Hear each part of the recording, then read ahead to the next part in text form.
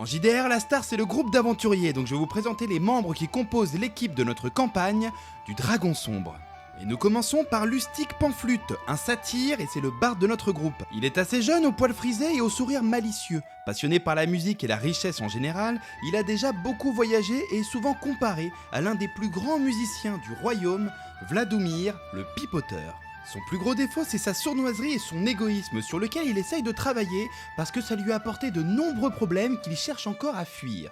Notre roublard, Gareth, œil doré, est un jeune alphelin aux pupilles d'or. Il fut contraint par les attaques gobelines de quitter les peuples nomades pour embrasser la vie de citadin.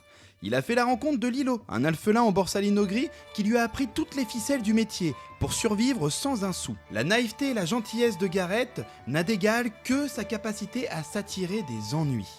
Ensuite, Kriv, le drachéide au regard noir mais au cœur doux. C'est le druide de notre groupe. Il a grandi loin des siens avec sa sœur, tous deux élevés par un vieux satyre. Déterminé à découvrir le peuple des drachéides et ses origines, il a pris la route seul. Malheureusement, c'est lorsqu'il rentra bredouille dans sa forêt, retrouver son mentor et sa sœur, qu'il découvre que ces derniers ont disparu sans laisser de traces.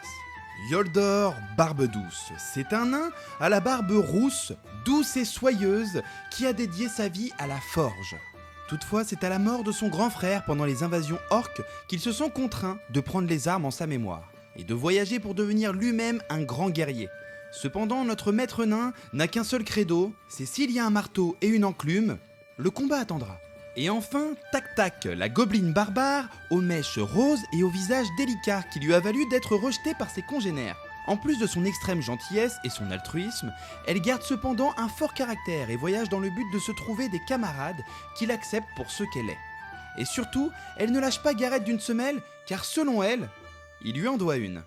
Et vous pouvez donc retrouver notre groupe bigarré dans ses aventures avec le premier arc narratif, La Nuit des Wyvernes.